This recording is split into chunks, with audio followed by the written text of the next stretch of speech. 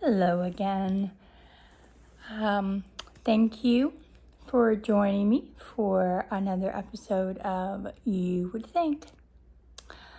And today we are going over day 21. The witnesses that were called, what they had to say, and then we can also go over a little bit to do with the charge instructions, which are given. The attorneys kind of battle it out at the end of the day, and for what they want certain instructions to be given to the jury or not. Y'all got me wearing my glasses now. So thank you so much. And full disclosure, I'm not an attorney. I do not have a law degree. My degree is in forensics and crime scene technology. Trials and true crime is always been a hobby of mine, so I thought I would make a YouTube channel so that way I could communicate with other people who like those things, and we could communicate about certain trials or cases, and I could get your perspective as well. So please comment down below if you have any questions or anything that you would like addressed. And if you enjoy the content, please like and subscribe. And let's get into it.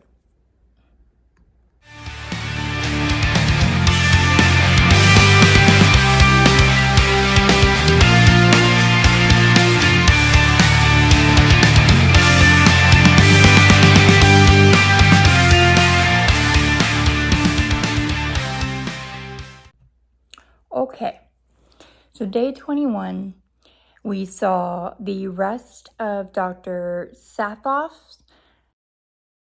the FBI behavioral analyst, forensic psychiatrist man, the rest of his direct testimony, which really kind of focuses on, saying that one thing he said that kind of caught my attention was, that he said that her suicide attempt was very real. And it's very interesting that the Commonwealth's own witness would say this, because if you remember the first 2 weeks of this trial, they were going after superficial, everything's superficial. She didn't want to kill herself. Well, now I guess all of a sudden at the end of the case, we feel, hey, this may have been a serious attempt. So, that's what I mean when I talk about the prosecution. Like, I don't even think that they know what their theory of this case is. It's very disorganized. But he had made that comment. He said that she did have the capacity to know between right and wrong. And due to the planning involved, including the searches for 3V and CVS, that was his conclusion. So then it is Cross's turn. He points out that Dr. Resnick, the forensic psychiatrist who worked with Dahmer and Unabomber and so on and so forth, is actually renowned in his field of psychiatry, especially as it relates to command hallucinations. So you have the witness before this one, Dr. Hellebrand, saying things like she didn't experience command hallucinations. So he's kind of clearing that up with this witness to say, hey, look, I had a renowned, respected, and qualified psychiatrist testify for this jury, and he says that she was suffering from command hallucinations on January 24th, 2023. He did what he has done with all these experts. He goes after their credibility. He read the resume. He pointed out, again, that this expert doesn't really have too much of a history regarding postpartum psychosis, except for an article he wrote in the 1980s, which I think we've already established. Things change, right? Science changes. They're not using the same models and same concepts and same scales that they were using in the 80s in 2026. he asked about the blood tests. He said, he was like, would this be important? Is this something you would do if somebody was coming to you for help? Would you take blood tests? And he said in certain circumstances, yes. And he did mention the thyroid, which, if you'll remember from Dr. Tuff's testimony, where she treated Lindsay in September of 22, that she said on the stand, that the blood tests would yield no value to her diagnosis, which was just clearly wrong. Spent a little bit more time talking about Tuff's inexperience and the nurse practitioners that she reached out to, like Gelada.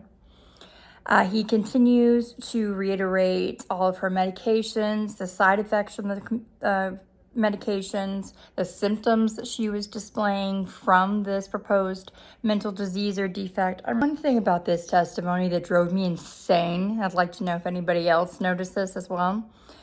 Why was this expert taking like 5 to 8 seconds before he answered any question?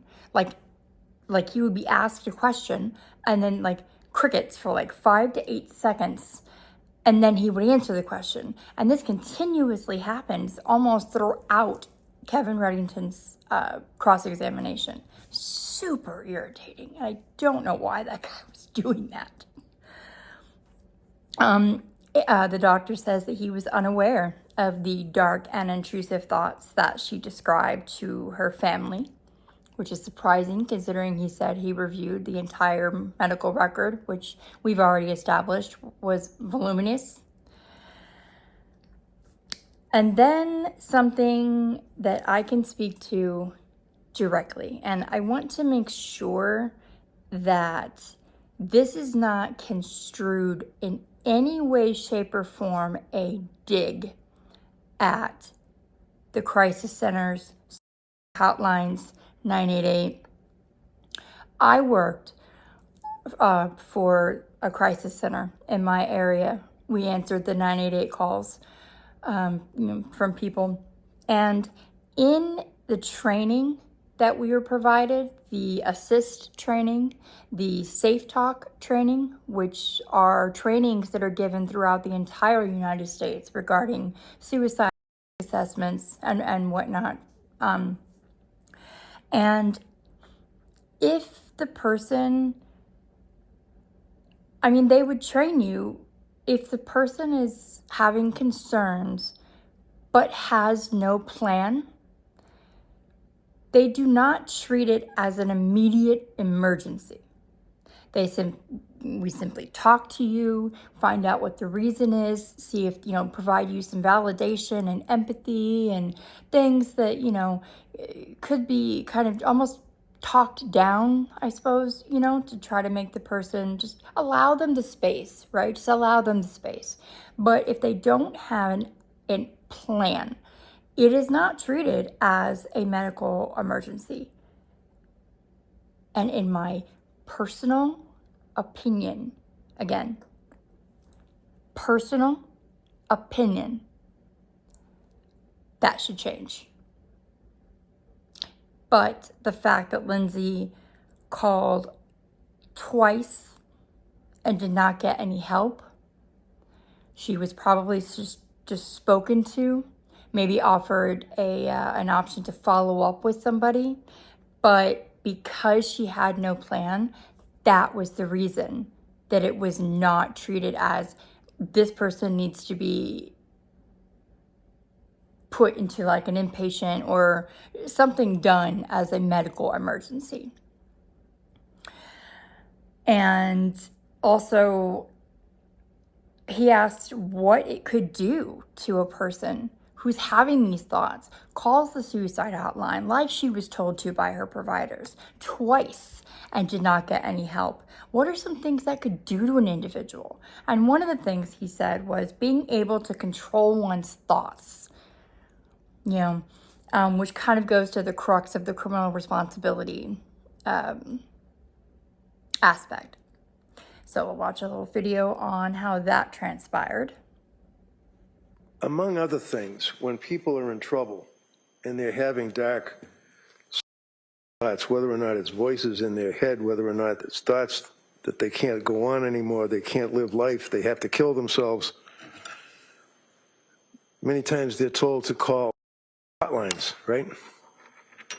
Yes, Aspire. Aspire. What is Aspire? I don't know what it stands for, but it is a hotline that Ms. Clancy called twice because of her association. When did she call Aspire, saying that she had thoughts of killing herself?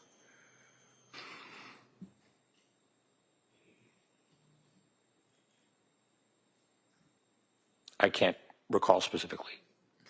She complained and told them that she was going to kill herself, right? Twice. Right? She spoke to them. So here's a young woman with all of what she's been through who now is to the verge of killing herself and reaches out to people that her health care providers told her to call for help, said that she was going to kill herself, and what did Aspire do?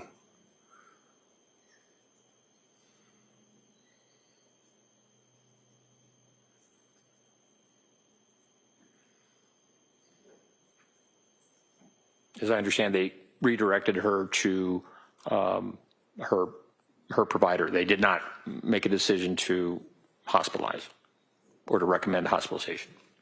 They didn't make a decision to do anything. Objection. Yeah, so you could form that as a question, please. Did you read the records dealing with Aspire? Did they do anything other than tell her, no, you're not someone that we can help?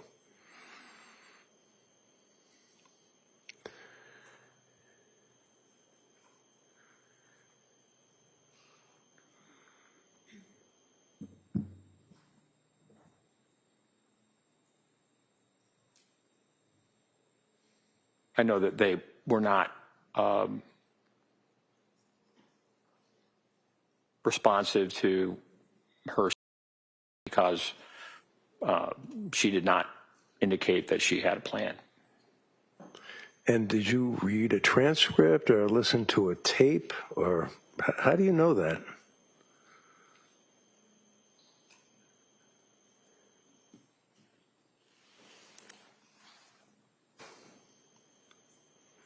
I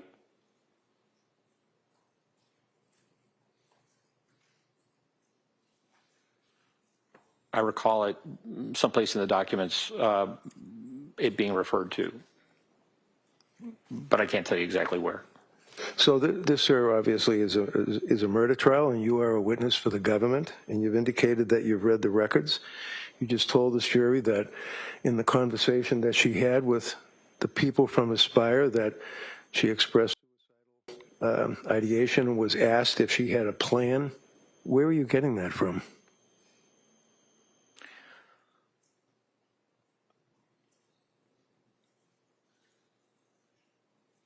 I can't tell you exactly within the records.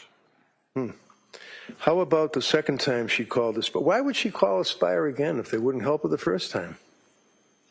In your opinion as a psychiatrist? Looking for help? Continuing to seek help. And yet again, she didn't get any, did she? That's my understanding.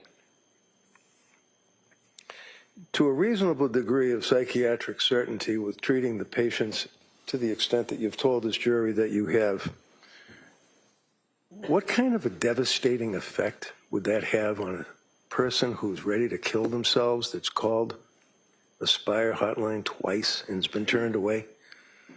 Objection. Overruled. It could have a very serious effect. So after that, it almost seems like they were going after Patrick, which is super weird because, like, I don't know, was Reddington saving this for as a last resort because this witness is the last witness that's going to testify? I don't know, but all of a sudden he kind of switches gears and he establishes what Patrick had said to, said to Lindsay when he found her, which was what happened. And she said, I tried to kill myself. And then when he asked where the children were, she said, in the basement. And it's been kind of insinuated a few times through the medical testimony that with the injuries she had, she wouldn't have been able to speak. So he asks the expert if he listened to the 911 call, to which he said he did. And he said, did you hear anything other than guttural grunts? And he agreed that no words were spoken on that 911 call. So that's a little strange. And just kind of continues with what Patrick said his movements were that day. A little video you can see on that. Did I hear you say that Patrick is the source, the third-party collateral source of Lindsay saying, I tried to kill myself? Is that what you said?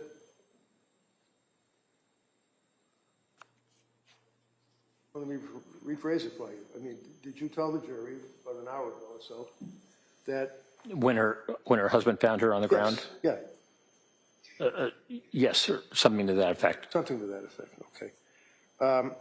And did you listen to the 911 tape when Patrick was actually speaking with Lindsay as she's laying prostrate in the snow on the ground with the broken neck and the slashes and the slits? Yes, I did. Did you hear her response to Patrick's comment, what did you do? No.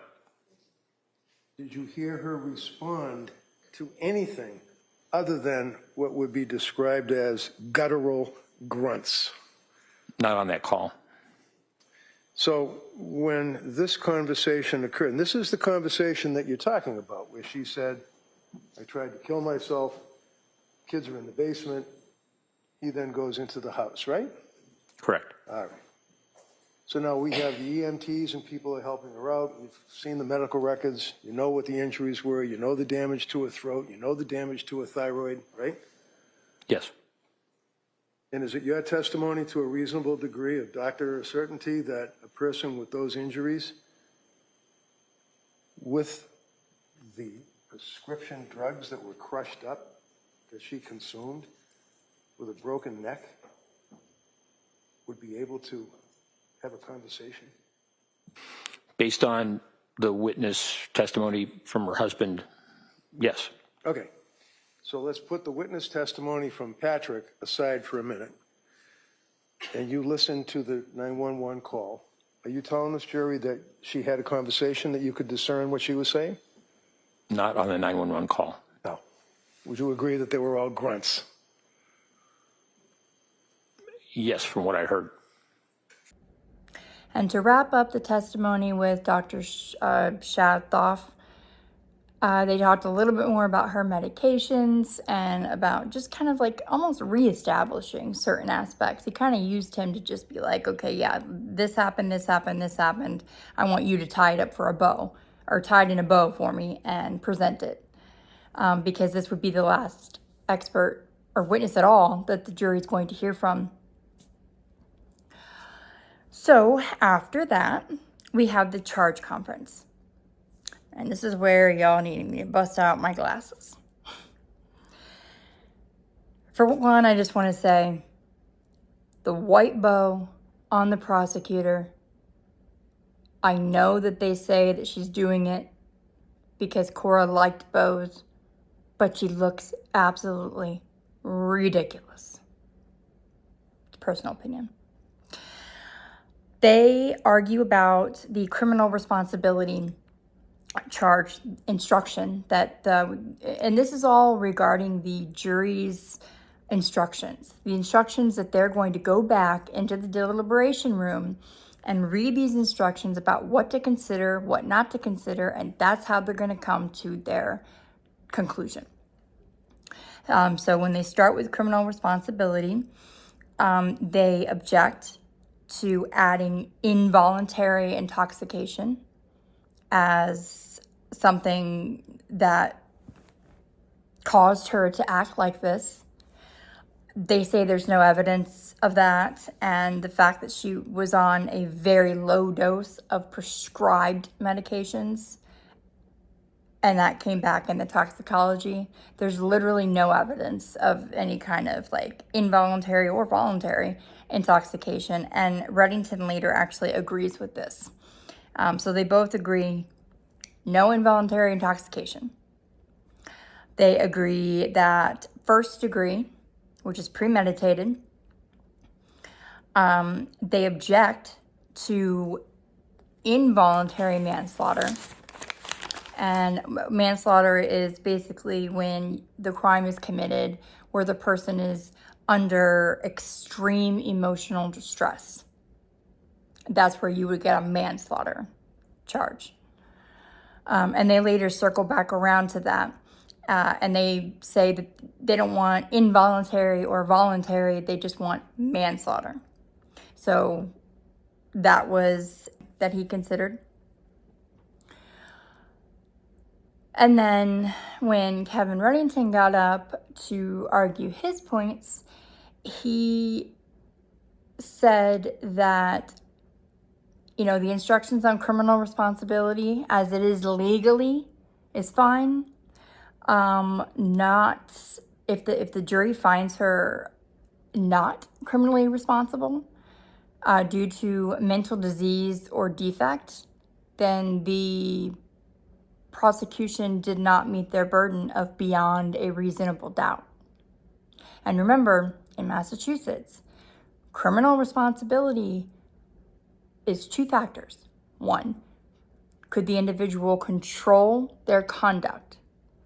And two, were they able to appreciate the wrongfulness of their actions? He wants to remove some verbiage that was in there regarding repeated criminal conduct. There's no evidence whatsoever that Lindsay really partook in any criminal conduct except on that day. He wants to add, in the language, it says, like appreciating things being legally wrong. He wants to add morally wrong as well. State first degree, you know, premeditated, it's okay. Second degree apparently is going to be on there as well. And then the manslaughter, you know, if she's found to commit the crime under extreme emotional stress, that the jury could consider manslaughter. And then he mentions something called the Bowden rule, which apparently speaks to shoddy investigations and that the jury should be able to consider the lack of an investigation towards a not guilty or an acquittal. And he says, in this case, it wasn't a lousy investigation. It wasn't even an atrocious investigation. There was no investigation. And that the jury should be allowed to get the Bowden instructions so that they can consider that in their determining conclusion. And we'll watch a little video on that. Police investigation that is deficient, a jury does have a right to consider that as a basis of an acquittal. They can consider that for purposes of finding reasonable doubt based upon the lousy investigation. In this case, it wasn't just a lousy investigation. It wasn't even an atrocious investigation. It was no investigation. In this case, Judge, the police, I think we all would agree, even the government, they basically accepted the fact that she strangled the kids are in the basement, she's guilty, and we move on. They didn't investigate anything. They didn't test the screen. They didn't even take a picture of the screen. They didn't see if there's any blood on the screen.